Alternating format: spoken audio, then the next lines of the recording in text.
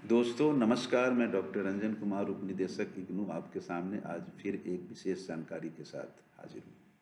आज हम चर्चा करेंगे इंदिरा गांधी राष्ट्रीय मुक्त विश्वविद्यालय, जिसे हम इग्नू कहते हैं, की स्थापना क्यों हुई, कैसे हुई और कब हुई, और इसकी क्या खास विशेषताएं हैं।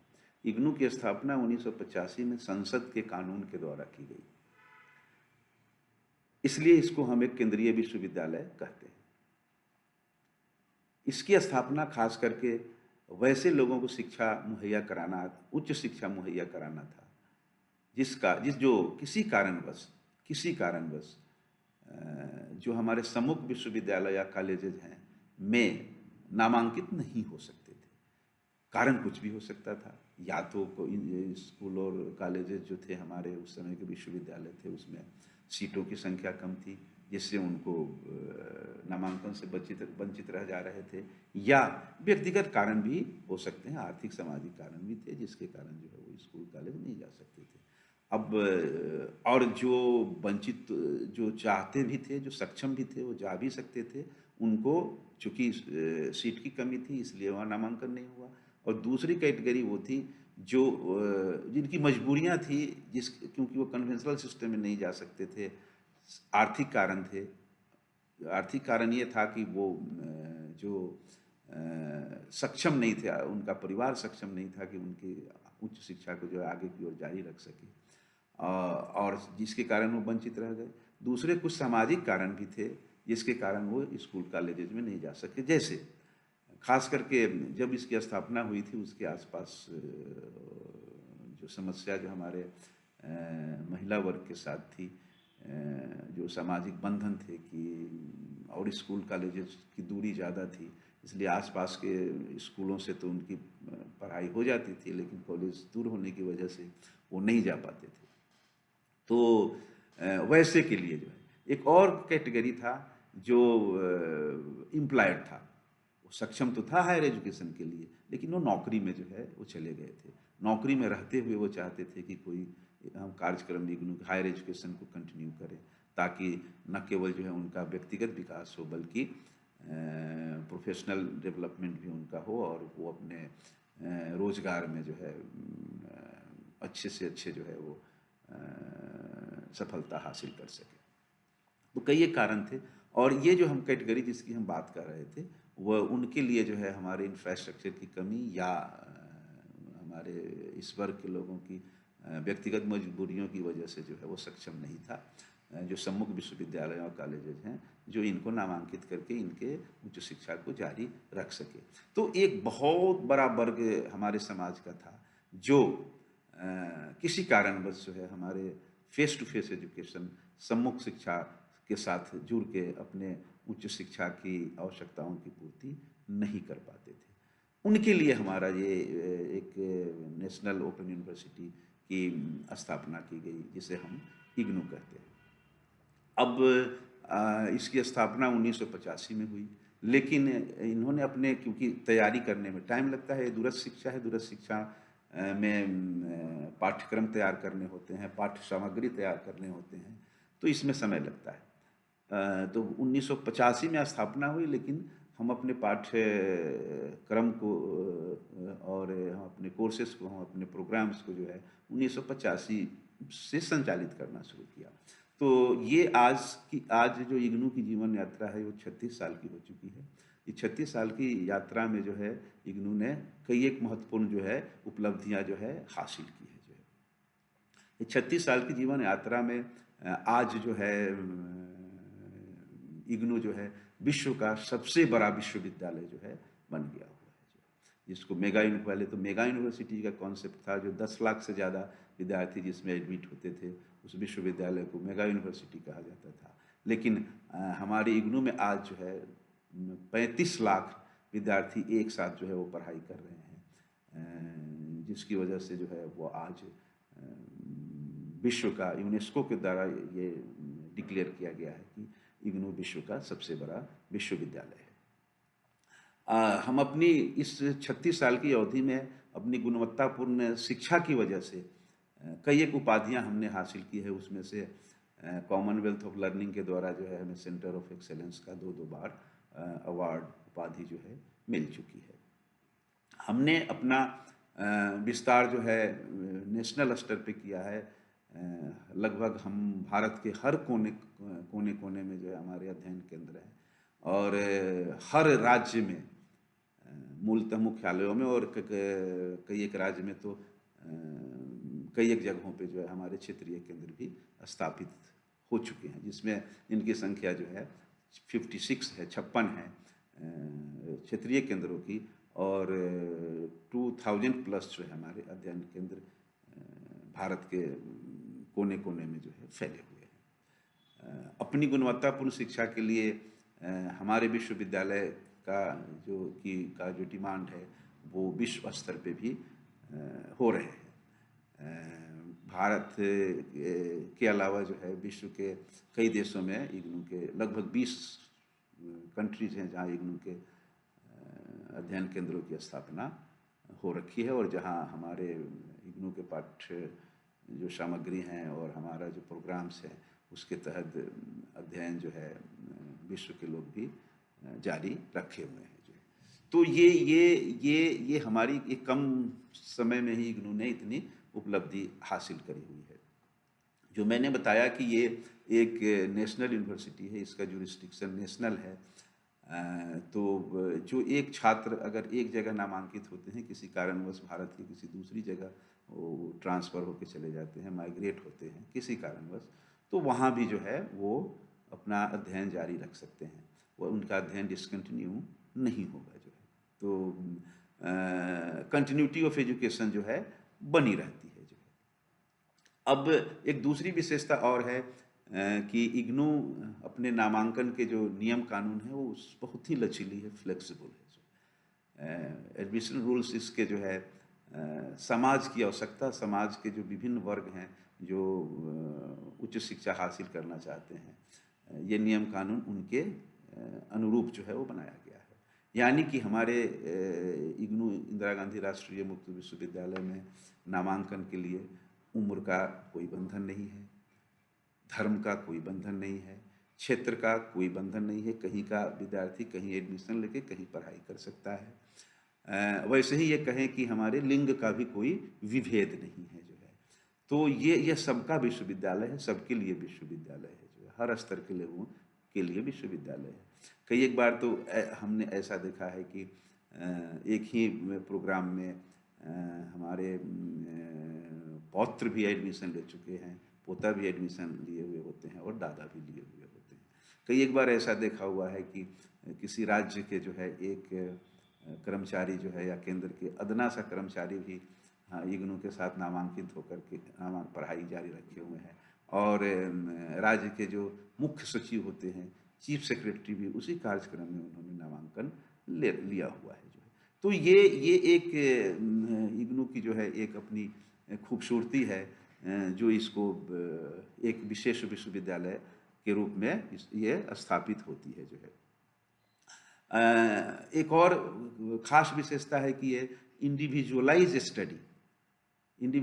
स्टडी को जो है प्रश्रय देती है, जिसको हम स्वाध्याय कहते हैं, इसको प्रश्रय देती है। हमारे यहाँ नामांकित जो भी शिक्षार्थी हैं, जो भी स्टूडेंट हैं, जो भी लर्नर्स हैं, वो अपनी सुविधा के अनुसार पढ़ाई कर सकते हैं। वो कहीं भी पढ़ सकते हैं, दूसरी कब जब चाहे वो पढ़ाई कर सकते हैं। यानी कि हम इस मामले में भी फ्लेक्सिबल हैं कि जो हमारा कोर्स जो 3 साल का, एज फॉर एग्जांपल जो हमारा ग्रेजुएशन का कोर्स है, स्नातक स्तर के कोर्स हैं, उनकी कम से कम अवधि जो है, न्यूनतम अवधि जो है 3 साल है। यानी 3 साल से पहले तो कोई बीए कर नहीं सकता, कर भी लेता है तो उसकी कोई मान्यता नहीं है। तो वो 3 साल के बीए की पढ़ाई जो है वो 6 साल में पूरा कर सकता है। ये जो है सम्मुख हमारे कॉलेजेज हैं, विश्वविद्यालय हैं, फेस टू फेस जो हमारे यूनिवर्सिटीज़ हैं, उसमें इस तरह का प्रावधान नहीं है। 3 साल का अगर बीए है, 2 साल का एमए है, तो आपको 3 ही साल में उसे पूरे करने होंगे, 2 ही साल में पूरे करने होंगे। यहाँ फ्लेक्सिबिलिटी है, यानी 3 साल अगर बीए है तो वो कोई विद्यार्थी किसी कारणवश अगर उसने जो है 1 साल की पढ़ाई करी, दूसरे साल की पढ़ाई वो नहीं कर पाता है, कारण कुछ भी हो, पारिवारिक हो, व्यक्तिगत हो, तो वो ऑफ हो सकता है और फिर चाहे तो फिर वो अपनी पढ़ाई जारी आगे रख सकता है। यानी कि वो 3 साल की जगह वो 6 साल में अपने स्टडी को जो है कि पेशिंग कर सकता है, स्टडी की टाइम बस्टिंग कर सकता है, उसके अनुसार उस कोर्स को कंप्लीट कर सकता है। एक और इसकी हमारे इस सिस्टम की खूबसूरती है, हमारे इग्नू की खूबसूरती है कि ये हम जो हमारा डिलीवरी मैकेनिज्म है, जो हमारे पढ़ाने के जो स्रोत हैं, वो मल्टीपल हैं। मल्टीमीडिया कहिए कि वो हम अप्रोच लेकर के चलते हैं। जैसे हमारे जो कन्वेंशनल सिस्टम है, जो हमारे स्कूल और कॉलेजेस हैं, उसमें शिक्षा के मूलतः दो स्रोत हैं। या तो हमारे शिक्षक हैं जो क्लास में पढ़ाते हैं विद्यार्थियों को, और नहीं तो जो रेफरेंस बुक्स होते हैं, जो रीडिंग मटेरियल्स प्रिस्क्राइब किए जाते हैं, वो पढ़ते हैं। लेकिन हमारे यहाँ मल्टीपल जो है इंटरवेंशन का जो है सिस्टम है। प्रथमतः तो हम उनको अध्ययन सामग्री देते हैं, जिसको हम सेल्फ लर्निंग मटेरियल कहते हैं, सेल्फ इंस्ट्रक्शनल मटेरियल कहते हैं। वो विद्यार्थी इस तरह से बनाया जाता है कि उसको वो सेल्फ सफिशिएंट होता है, वो खुद पढ़ के विद्यार्थी उसको अच्छी तरह समझ सकता है। दूसरा हम लोगों का हम चूँकि हो सकता है, मान के चलते हैं कि अध्ययन सामग्री वो अपने स्तर से, अपनी पढ़ाई से अगर वो कोई संदेह या डाउट रह जाता है, तो हम उसके लिए भी जो हम व्यवस्था इग्नू ने कर रखी है। जो काउंसलिंग सेशन है, जो अध्ययन केंद्र उनका जो स्टूडेंट का होता है, जो हमारे शिक्षार्थी का होता है, छात्र का होता है, उस अध्ययन केंद्र पे जो है काउंसलिंग की सुविधा भी होती है। वहाँ पे काउंसलिंग क्लासेस होते हैं। काउंसलिंग इसलिए कह रहे हैं कि वो हम टीचिंग क्लासेस नहीं कहते, वो काउंसलिंग क्लासेस होते हैं, क्योंकि उसमें प्रॉब्लम सॉल्विंग क्लासेस होते हैं। विद्यार्थी को तो सेल्फ स्टडी करनी है, उसके बाद वो आते हैं क्लास में, जो है अगर कोई समस्या है उसको लेकर के उसमें उसका समाधान किया जाता है। और सिर्फ ये नहीं है कि पाठ्यक्रम से संबंधित ही जो है उस काउंसलिंग सेशन में उनको जो है जानकारी दी जाती है, उसकी समस्याओं का समाधान किया जाता है। हमारे जो वहाँ काउंसलर होते हैं, जो टीचर होते हैं, जो कन्वेंशनल सिस्टम के ही होते हैं, उनसे ये उम्मीद की जाती है कि वो व्यक्तिगत समस्याएं भी अगर हो तो उसको, मनोवैज्ञानिक हो, सामाजिक हो, तो उसको भी जो है वो उसको रिजॉल्व करने की कोशिश करें। क्योंकि जो हमारे लर्नर्स होते हैं वो होल टाइम लर्नर्स होते नहीं, उनको स्वरोजगार या नौकरी के साथ साथ पढ़ाई करनी होती है। तो ये स्वरोजगार और नौकरी के साथ ये दोनों अपना काम करते हुए जो है वो कैसे पढ़ाई करें, इससे संबंधित काउंसलिंग भी जो है उनको उस काउंसलिंग सेशंस में की जाती है। आगे जो है वो हमारे पास टेली कॉन्फ्रेंसिंग की सुविधा होती है। टेली कॉन्फ्रेंसिंग के माध्यम से जो है उनकी पढ़ाई की जाती है, जो ज्ञान दर्शन चैनल इग्नू के हैं। न केवल इग्नू जो है अपने लिए, बल्कि 24 अन्य जो ज्ञान दर्शन चैनल्स हैं उसका भी नोडल एजेंसी है, जो दूसरे विश्वविद्यालय और दूसरे विश्वविद्यालय या ऐसे सामान्य लोग भी उन चैनल के माध्यम से जो है शिक्षा ग्रहण करते हैं, उसका है। तो वे टेली कॉन्फ्रेंसिंग से भी जो है उनको शिक्षा मुहैया कराई जाती है। इस तरह से जो है ये है। और इग्नू ऑडियो वीडियो जो है प्रोग्राम्स भी अपने जो है कई एक बना रखे हैं, जो हमारे कोर्स से रिलेटेड है, हमारे छात्रों के कोर्स से रिलेटेड है। जो हमारे ई ज्ञान कोर्स जो है इग्नू का, उस पर वो अपलोडेड होते हैं। विद्यार्थी अपने आवश्यकता के अनुसार, अपने कोर्स की आवश्यकता के अनुसार जो है उस ऑडियो वीडियो प्रोग्राम्स को डाउनलोड करके पढ़ सकते हैं। इसके अलावा भी जो टाइम एंड अगेन जो है कोई स्पेशलाइज जो है अगर किसी सपोर्ट की ज़रूरत होती है, तो इग्नू जो है वेब कॉन्फ्रेंसिंग के माध्यम से भी शिक्षा मुहैया कराती है। और आज के समय में तो जो ये सोशल मीडिया का जो युग है, उसमें हम फेस टू फेस यूट्यूब,